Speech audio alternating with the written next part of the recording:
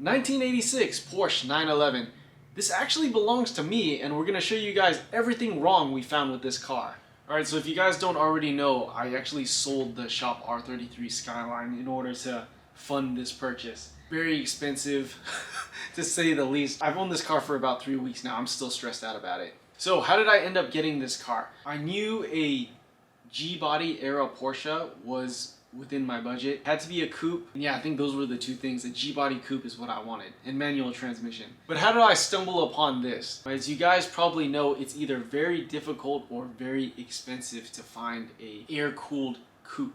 You can find Targas and cabs all day, but to find a coupe is very difficult and or very expensive. How did I find this? This car was in someone's private collection, not technically for sale. And how I stumbled upon this car was there was actually a white slant nose that was on Facebook Marketplace that totally suited my style, totally that like 80s cocaine era vibe. So why don't I have that car? I kept on messaging the seller. After a little bit of non-response, he said it was pending sale already. I was like, all right, that's fine. I lost this one. Ended up, come Monday morning, I see that the for sale ads for the car are still up. Basically, I kept on pressing the guy like, hey, I'm a serious buyer. Is the car for sale? I see the ad still up. And I'd say like a couple days later, he said, hey, I had to get some things fixed before I sold it. Someone actually has a deposit on this car already. But I have a friend who's selling this turbo look car that I may want to buy.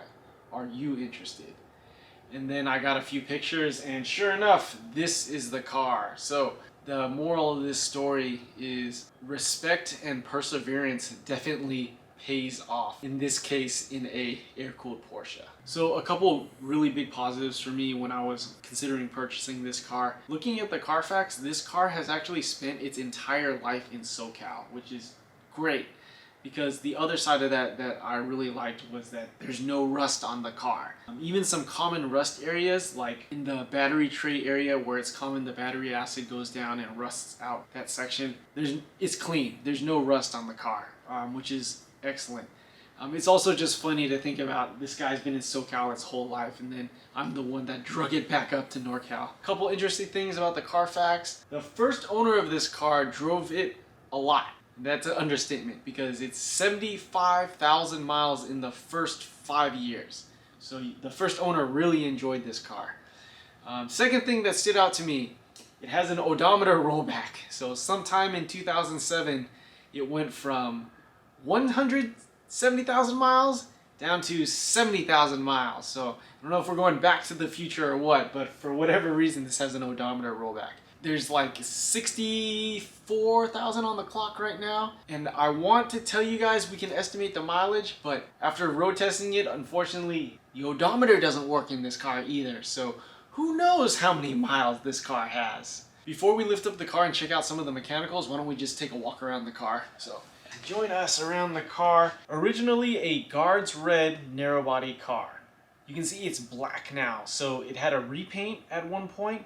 And it also got the turbo look conversion. So steel wide body fenders got welded on. You got different front and rear bumpers, I believe, plus the lip kit, and then also the big whale tail T-tray turbo wing. Repainted plus turbo look converted. So we got this factory sticker, part of the turbo look conversion. These are 17 by 11 inches wide, plus there's a 2-inch spacer behind these wheels. So big wheels to fit these big ass turbo fenders. We'll keep walking around. The big whale tail, they call this a T-tray. I'm sure someone in the comments can let us know, do you have T on top of this tray? Some styling differences. I know some of the earlier models, I believe third brake lights were mandated in the US. There's this weird like alien looking protrusion that was the third brake light. I'm glad this car does not have it. We have a real third brake light up top. If you guys can check out this cheeky license plate, you can definitely tell the owner of this car was of the era. Half the people in the shop next door have no idea what this joke is. Why don't we take a look at the interior of this car? Okay, so at some point the entire car got reupholstered in black. So carpets, headliner, dash, steering wheel got replaced at the same upholstery place. Again, turbo look converted, right? Tongue-in-cheek if we check out the floor mats. I thought that was pretty pretty rice-a-roni to put the turbo floor mats in your turbo look car. Almost as bad as putting a Type R badge on your whatever Honda. Another thing, we talked about, this thing's got an odometer rollback. Also, the odometer doesn't work. Speedometer works, but odometer doesn't. Seems like it's a common problem in these cars, and it's an issue with the gears inside the speedometer itself. So I have this out. I'm gonna ship it out to local to us, Palo Alto Speedometer, and see what they say. But yeah, overall, really nice interior after the expensive upholstery job to this car. I have that upholstery receipt, so although it's from 2006, it was also very expensive. With that being said, it's a 3.2 liter. Why don't we go check out the engine, open up the rear bonnet. Fun fact, through all the service records, I think 2 owners ago, it's funny, these didn't used to be valuable cars as far as money, and so typically of the golden era cars that we work on here, a car that was not valuable in period means that a lot of services either got deferred or declined. I mentioned this because I think for like 3 work orders in like 7 years, the owner constantly declined the front and rear bonnet struts, which is kind of funny because he was probably like, oh, I'm never gonna open it, or like, oh, it's too expensive, I'll just do it myself, and ended up for the next 7 years they never got done. I put them in and I was like, I feel like Jesus Christ, this is the first time that this trunk has held open by itself in the past decade. So here we are. Alright, again, so turbo look converted. They cut a big hole in the factory boot. I'm not sure if the spoiler itself is actually factory because it's fiberglass, although there's a Porsche emblem on that rubber trim, so it looks like at least the rubber trim part is factory Porsche. Again, I'm not sure the AC condenser. There's an AC condenser in the front also that's under the front bumper, but I'm not sure if this thing got moved up here, part of the turbo look conversion. It's definitely got some like mismatched hardware and aftermarket brackets for this guy, as well as a new AC hose. So, you know, someone in the comments can let us know, when they turbo look converted this car, did they move this AC condenser up here or something? Again, 3.2 liter Carrera. One of the things that made me happy about the purchase of this car was that the engine's stock and it looks like it hasn't been monkeyed with, right? So there's no wired tap, like vampire electrical taps or like weird intakes or stuff missing. It made me very happy when I was looking at this car to open the rear bonnet and see like, oh cool, it's stock and everything's there and nobody's messed with it. Very unusual for cars that I buy. So if you guys don't know, young Ezekiel did his apprenticeship with Mercedes-Benz many moons ago. And what I'm trying to get at is what we see on top only tells us a very small part of the story. What we really want to see is the car on a lift and underneath, and that'll really tell us all the secrets. Typical with European cars. So why don't we do that now? Mid-engine car, or I should say rear-engine car. So you really got to make sure this thing's not going to fall off the lift. And that's why we also got it racked up backwards, right?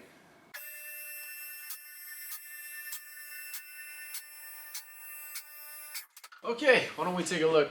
We can see the echoes of early RWB influence with this stuff, with that humongous wheel spacer and these 275 tires. When I see gigantic sticky wheels and tires like this, it's always a concern because wheel bearings from the 80s weren't meant to handle this sticky of a tire or this girth of a wheel. And so here's exactly what I'm talking about. So grab the tire, and you know, typical with all our customer cars, multi-point inspection will do, you know, a steering and suspension check like this. So it's really subtle. But if you grab the wheel at, you know, 12 and 6, we can actually feel there's play in this left rear wheel bearing. So that guy's got to get replaced. You know, car from 1986. And again, a funny aside, talking to some of my customers, they say it's fate that this car is an 86. Again, checking steering and suspension.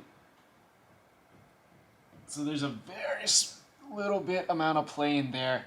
That's actually from basically the inner tie rods. So these cars came with like a rubber U-joint for the inner tie rods. That's like a very basic way to explain it. And that's where our play is coming from. 30-year-old rubber, 40-year-old rubber, whatever.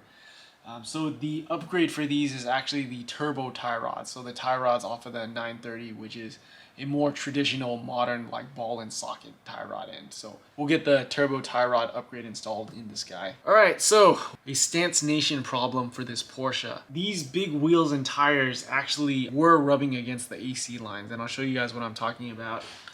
So if we look here, you can see those new zip ties. I had to zip tie this guy out of the way, but you can see there, and then even worse right there, where the inner tire used to rub on these AC lines. So common problem when you're upsizing the wheel and tire size, you know, an extreme amount like that. And then you can see on the front right here, this tire has been rubbing against this bottle up front as well. So local to us, Elephant Racing, I talked to them about this problem.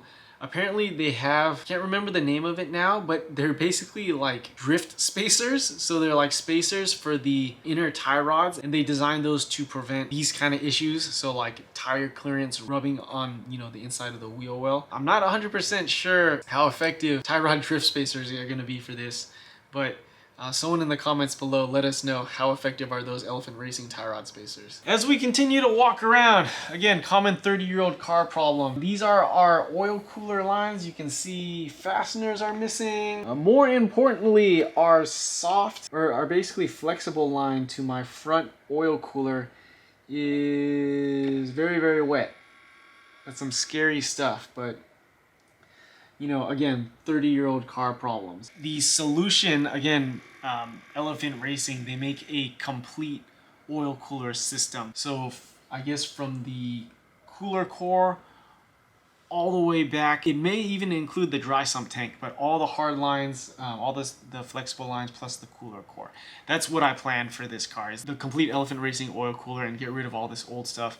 When we lift up the car, I'll show you another reason why I want to replace these oil cooler lines, another common problem associated with this era car as well. With that being said, why don't we lift up the car and check out what's underneath.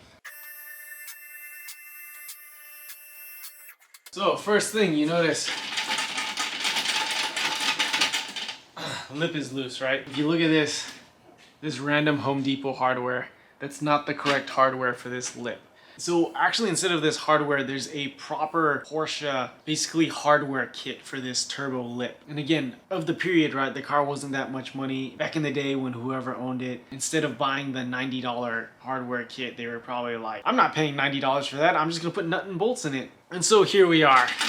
So I have the proper lip hardware kit that's gonna go in and replace all this nonsense. We can see underneath something interesting happened to this car at one point, because my tow hook on this side is just about destroyed. You can see that this part folded over and part of the tow hook missing. The driver's side tow hook is really ground down. I can't imagine like what this thing kept on dragging on to get ground down like that. And then the third thing, the gas tank, which we saw in some of the receipts, whatever shop worked on it decided to do a JB Weld repair to this gas tank. So something curious happened to this car at one point where the front end jumped over or dragged over something to damage those tow hooks that severely, plus popped a hole in the gas tank. Who knows what happened to this car previously.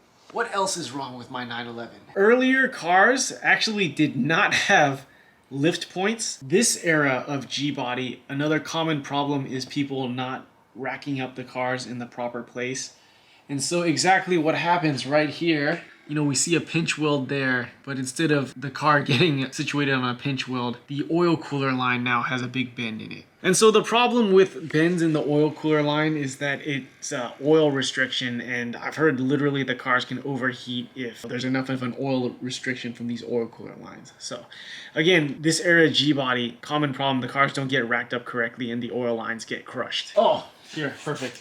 No, not perfect, but this is a great example of some tomfoolery, because there's a jacking point here where you put, you know, a rod to jack up the car, and then, you know, who knows who was doing what right here to destroy my oil line. If we look over here, dry sump car, again, 40-year-old rubber, right? So my lines from the dry sump tank are leaking. We missed this when we had the car at waist height, but the front wheel bearings have a little bit of play.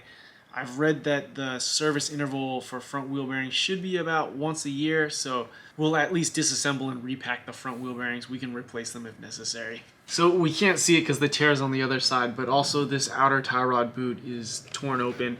Another good reason for us to convert to turbo tie rods anyway. So one reason I don't like to drive other people's cars, especially at like track events or autocross, you don't know how they take care of their cars. So my initial road test, I didn't want to go on the highway just because I didn't know the condition of this car. Or at least to say I wasn't sure about it. I have customers here with a fleet of cars, so like 8, 10, 20 cars. And what that means is you have so many cars to keep track of that you can't keep track of the maintenance. So a lot of times I get a car from their collection in here and it's super low on oil or there's no coolant in it. You have 20 cars, it's hard to keep track. So what I'm getting at, in combination with why I don't like to really drive other people's cars, I found out the oil level was low in this car during the road test, and then this caliper, the brake pad is at exactly 1 millimeter. So little did I know, not safe during the road test, but at least I didn't take it on the highway. We'll go back to the back of the car. You can see the oil leak residue here, but basically this engine's got a bunch of oil leaks. The front timing cover, I'm really hoping that this oil leak down the center is from the timing covers or the valve covers and not the case, because I don't want to split the case open. This car did have a valve cover leak. As you can see, the valve covers are all nice and clean, brand new hardware.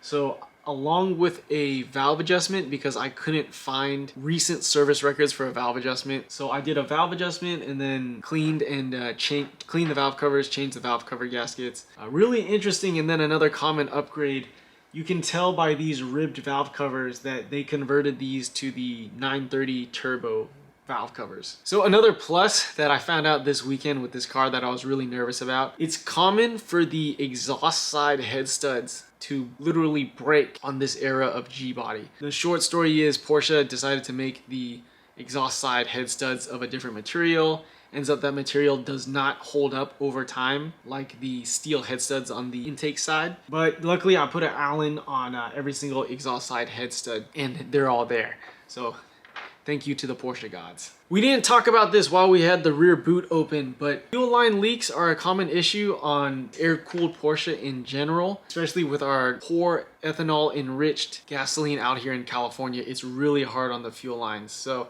fuel leaks and car fires, scary stuff, but apparently it happens pretty commonly on this era of air-cooled. So there are privateers who make complete fuel line kits from the pumps up front and then all the way back to the engine. You can still get the factory Porsche fuel lines inside the engine side. Unfortunately, it's an engine out job to get to some of the fuel lines. So I want to say we'll cross that bridge when it comes, but it seems like that bridge is going to have to be crossed sooner than later, because I don't want to catch on fire. Just looking under the engine, you can tell it's been serviced before. These oil return tubes are these collapsible two-piece ones. Usually these are single piece. The disadvantage to a single piece is that I believe the cylinder heads have to come off, and that's why when these oil return tubes leak, they get replaced with these collapsible ones. So it's not like an engine apart job. A lot of rusty fasteners for the exhaust side that really scares the crap out of me. Again, we will cross that bridge when it comes. I don't plan to do headers on this car anytime soon. I mean, just because of how rusty that exhaust hardware is. Rolling back here, so 1986, this is the 915 trans. 1 year later, 87, is the coveted G50 trans. So I have the old trans. It's fine. You can see our clutch cable. I have no idea how old this clutch cable is. I have had shifting issues in this car, which we'll talk about later, but I'm pretty confident that this clutch cable is either worn or out of adjustment, so I'm just gonna replace this clutch cable. Brand new plate from J West. The OEM plate was actually leaking before. Why not upgrade it? Stronger design. Also, this shift fork, it's common for the hardware for this shift fork to come loose. And yeah, scary stuff. Sure enough, when I took off the OEM shift fork, the 3 little 10s to take the fork off were loose on the OEM plate. So barely took anything on my 3/8 gun to take off. So yeah, scary stuff. I'm glad I upgraded to this J West plate. All right, so pre-Black Friday, I already bought a bunch of parts for this car. You guys can probably see a lot of maintenance has been deferred, a lot of items you really need to be addressed, right, to even get this car roadworthy or safe. So what are some things I did so far? Trunk and hood struts we talked about. Did an oil change because the oil was low, and then who knows when the last time this oil's ever been changed. I believe the owner who I bought this from, because he owns, again, a collection, this guy basically sat for 3 years. Magnetic transmission drain and fill plugs, that's an upgrade for these 915 trans. I use Swepco 201 transmission fluid. So 915 transmission, an antiquated transmission, it does not like a modern synthetic. So apparently Swepco 201 is the stuff to use for a 915. It's funny, I've heard this anecdote about the 915 transmission shifting quality as stirring a wooden stick in a bucket of mud. That's not too far off. Third is like where maybe fifth should be. So a couple of times I've went from first to second and then back and ground first because I can't find where third is. It's weird, these shifters, there's no like return springs like on a modern transmission, so it kind of just like ends up where it wants to. It doesn't self-center. So not knowing if this transmission really just sucked or if there was something else wrong with the transmission, I talked about that clutch cable is probably out of adjustment or stretched. I'm going to replace the clutch cable because there's been a few times where complete stop, clutch all the way in, and it goes and grinds first. Like, what the hell? So in my experience, very common at a complete stop, if it's hard or it grinds first or reverse, that usually means a clutch engagement issue. So let's try that clutch cable first. There's a host of bushings and couplers for the shifting mechanism, so I replaced all of them. In some of the service receipts, they replaced a few shifter bushings. I want to see it with my own eyes to really believe it. And sure enough, the shift rod bushing got replaced, but the shift rod bushing holder was completely loose. And by loose, I mean just a couple of threads were in there. During the first road test when I was checking out the car, the owner mentioned this car had a weird quirk where it would like stop into second and you kind of had to force it all the way in. I haven't road tested the car after all the bushings and the couplers that I put in, but let's hope that solves the issue. I imagine with that rod bushing loose, it definitely could jam in some places and you'd have to, force it all the way in to get past it jamming. So new shift coupler, and then you have to adjust the shifter position with the new shift coupler. Again, all J West stuff. The billet coupler adjustment clamp, the shift rod bracket that was loose.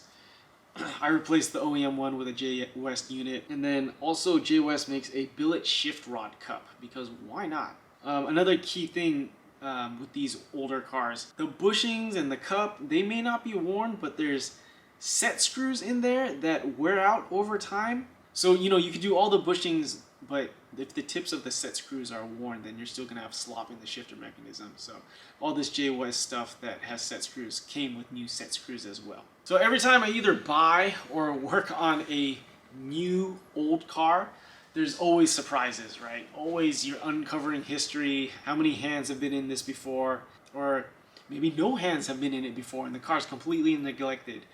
It's always a surprise. Here's a fun surprise. You see this bolt? So this random bolt was retaining one of the front trunk struts. So at some point in this car's life, somebody lost the actual pin and decided to put this Home Depot bolt in there. I want to say pretty funny, but actually pretty hack. So this guy's going in the garbage. One thing I like about Porsche is that you can still buy all this old stuff. So yeah, I bought the brand new pin for the strut and the retaining clip. So this guy can go in the garbage. Or not.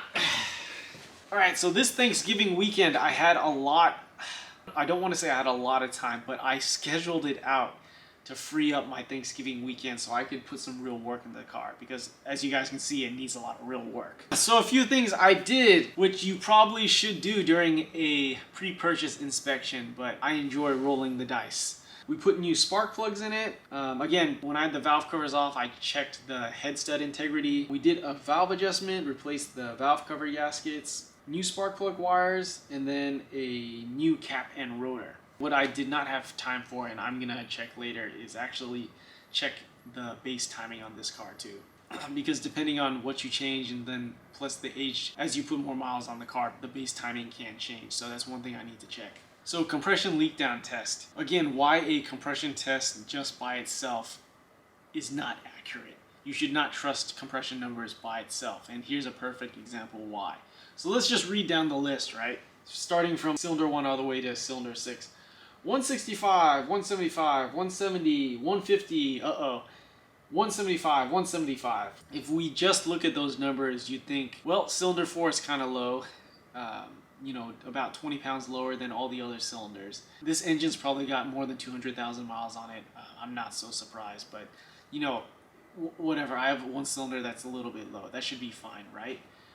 Wrong, because let's see what we found during the leak down. So pretty surprising for me. You would think number 4 would be your trouble cylinder since it's about 20 pounds lower than everybody else. But in actuality, it was cylinder 6 that is my issue. And here's why. So I had at 100 PSI during my leak down test, 65% leak on cylinder 6. How is this possible? Again, why a compression test by itself is not accurate. Because you are actively building compression with a compression test. You know, leak down with the piston static at TDC. If you have a loss of compression, it'll exactly show you because it's static. So in this instance, on cylinder 6, I had a heavy leak through my intake valve. When I put 100 PSI through cylinder 6, you could really audibly hear it through the air filter box. Not so surprising. I think common with these Volkswagen and Porsche engines, it's common for valve guides to wear, which can also cause sealing issues. On an engine with 200,000 miles, I'm not surprised if the valves leak. We're gonna cross that bridge when I get there.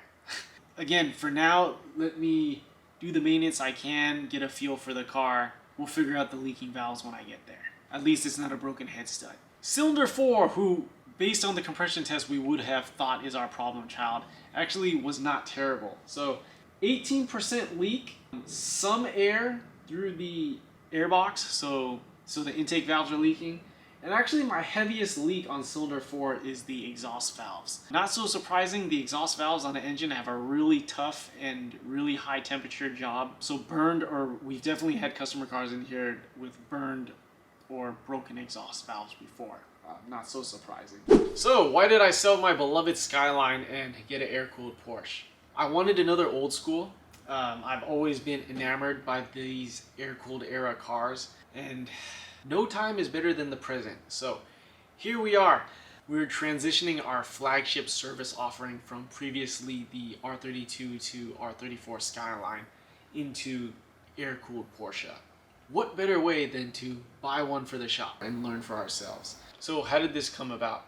In the past, I've had a few customers have us work on their air-cooled. I always thought they were so unobtainium, which is another way of saying like cool beyond the reach. Far cooler a car for someone like me to own. Until now. Hanging out with some of these customers, there's a old auto dismantlers, Easy's, so European Auto Salvage Yard, which the business is now closed, but every first Saturday of the month in Emeryville, the Porsche guys still hold a meet there. So I've been going to the Easy meets on every first Saturday of the month.